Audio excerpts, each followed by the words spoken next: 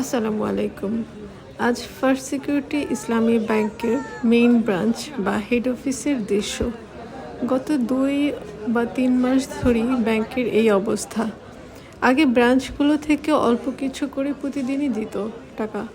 গত কয়েকদিন ধরে তাও প্রায় বন্ধ। হাজার হাজার মানুষের কষ্টের টাকা নিয়ে না খেললেও পারতেন আপনারা। বাংলাদেশ ব্যাংক ঠিকই টাকা দিচ্ছেন, এই ব্যাংকগুলোকে সহযোগিতা করছেন, কিন্তু এত হয়রানি বা এত ঘাটের পানি না খাওয়ালো কি না? সাধারণ মানুষ হচ্ছে আপনাদের হাতের খেলার পুতুল।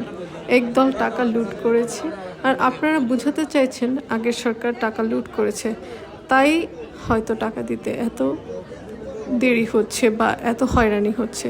আমাদেরকে এত হয়রানি করবেন না। এক সময় আপনাদেরও হয়রানি হতে পারে, তা যে কেউ হতে পারে। সে যে কোনো নতুন সরকার হতে পারে, আগের সরকার হতে পারে, বা আপনারাই হতে পারেন। আপনাদের কাছে বিশেষভাবে আবেদন করছি, খুব দ্রুত আমাদের এই সমস্যার সমাধান আপনারা করবেন। এত হয়রানি থেকে আমাদেরকে মুক্তি দিবেন। সকলকে অসংখ্য ধন্যবাদ।